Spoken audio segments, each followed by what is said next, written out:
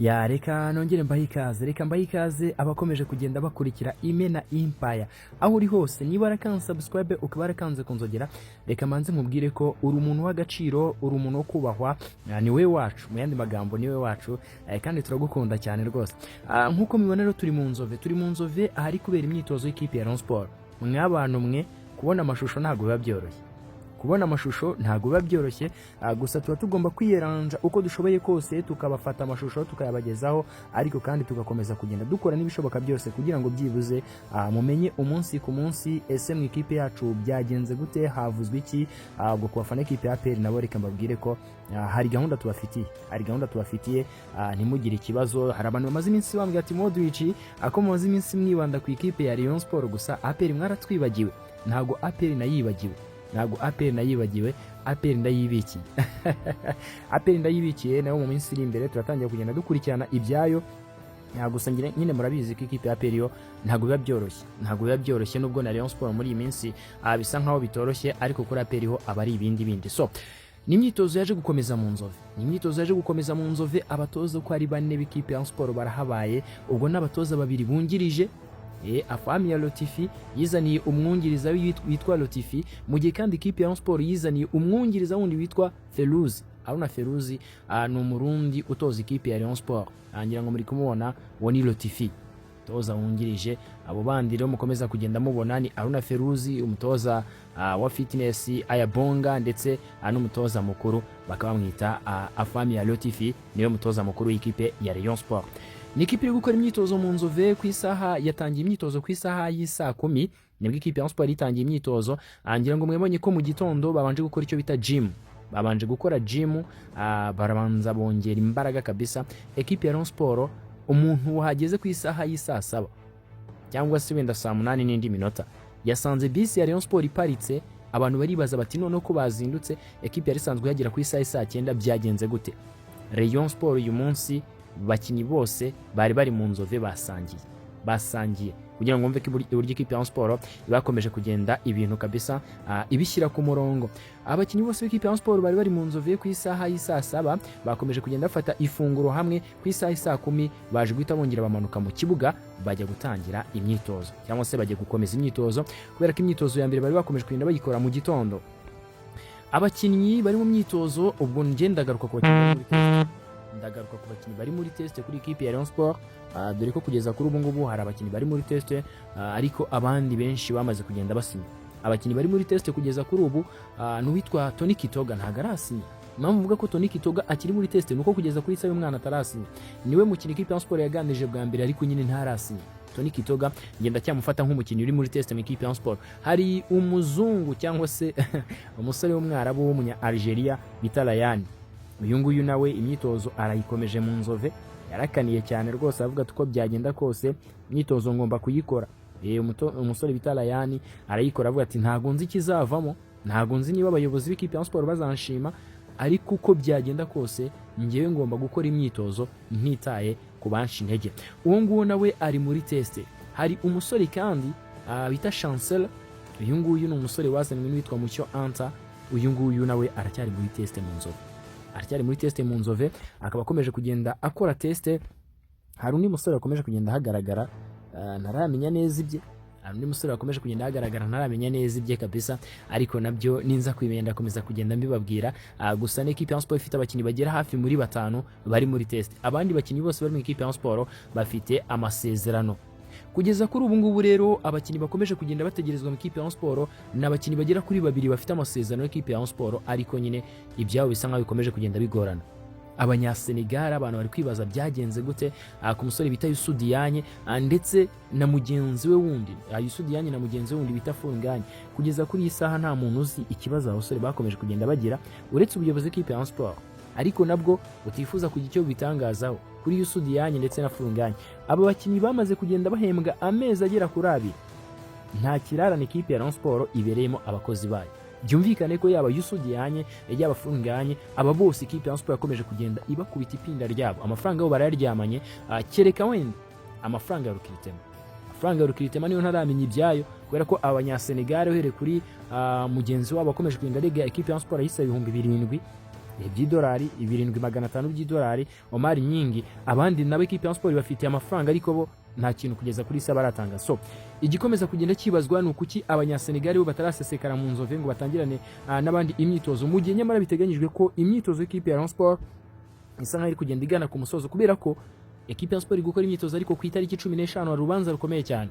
Hari urubanza bafitanye n'ikipe ya Young Africans yo mu gihugu cya Tanzania igomba kumanuka kuri Stade Amahoro ubundi bagakomeza kugenda bikirantu, ariko kugeza kuri isaha nyine nta equipe ya Sport iragira ikitangaza by'umwihariko ariko kuri abo bakinnyi uko ari babiri abanyasenegal babiri, kuko Omar Nyingi we equipe ya Sport yamaze kugenda itangaza yuko yifuza gutandukana nawe nubwo bataratandukana. N'abandi bakinnyi bagiye batandukanye witwa Prince Elanga Ekanga nawe ntarasesekara mu nzove, afite amasezerano n'equipe ya Sport ariko kuri gahunda agomba gutandukana n'equipe ya Sport.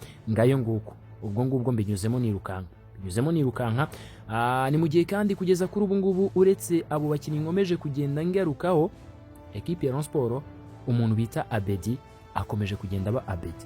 Rayon Sport iti Abedi ari kubiro. Abedi wajya kureba ukibaza impamvu amasaha amaze kubiro atarasinya bikayikuyobera. Byari byitezwe ko umundi Abedi kuri iki gicamunsi yagombaga kuba akomeje kugenda asinyira ikipe ya Rayon Sport, ariko Abedi ntago arasinyira ikipe ya Rayon Sport. Abafana b'ikipe ya Rayon Sport bakomeje kugenda bibaza bati uyu murundi ibyo bimeze gute?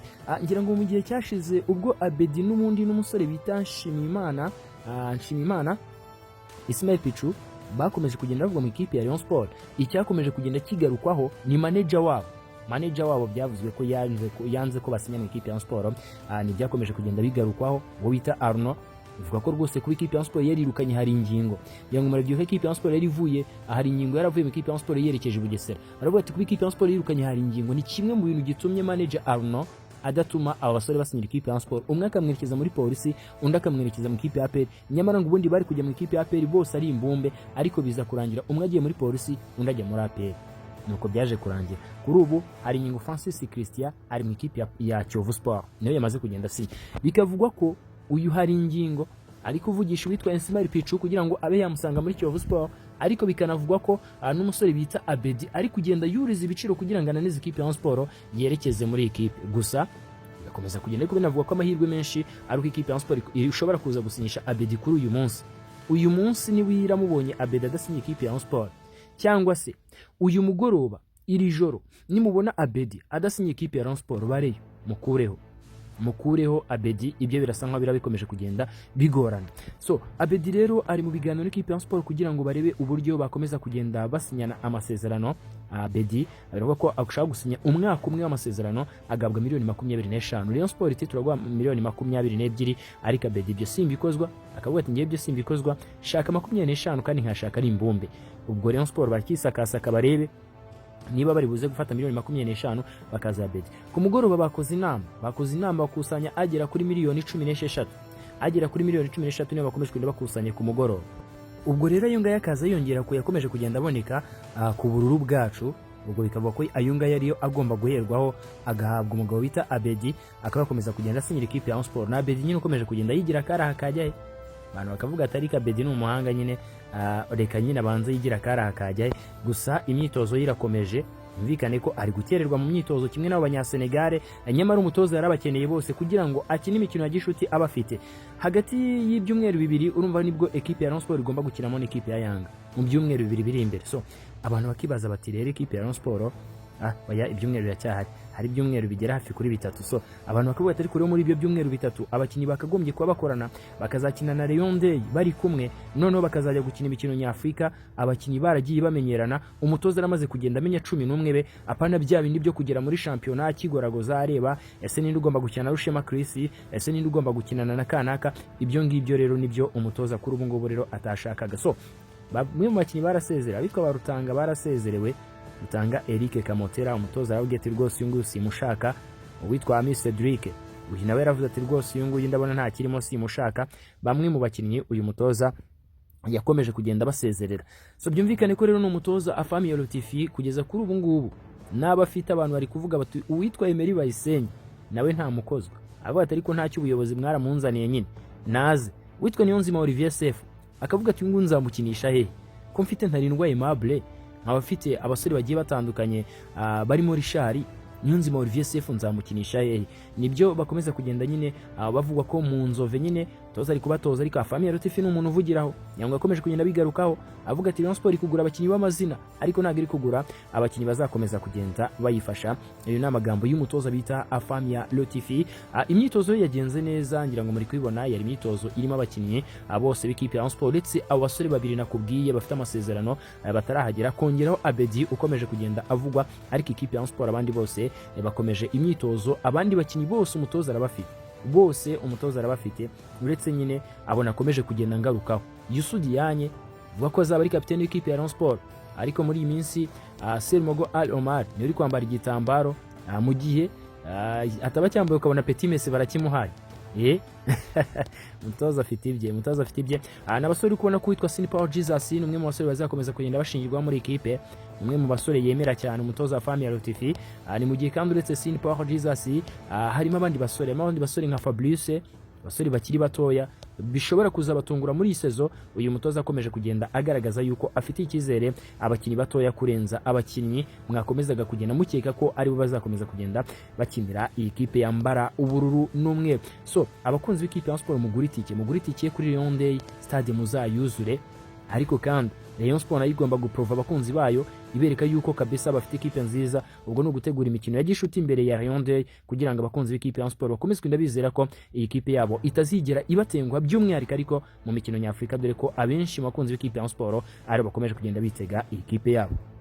Reka nshimire wamaze kunyura ukanda subscribe, reka nshimire wakanze kunzogera, reka nshimire wadukurikira umunsi ku munsi, reka mbabwire ngo Imana ibarinde. Ciao ciao, nge na Modric.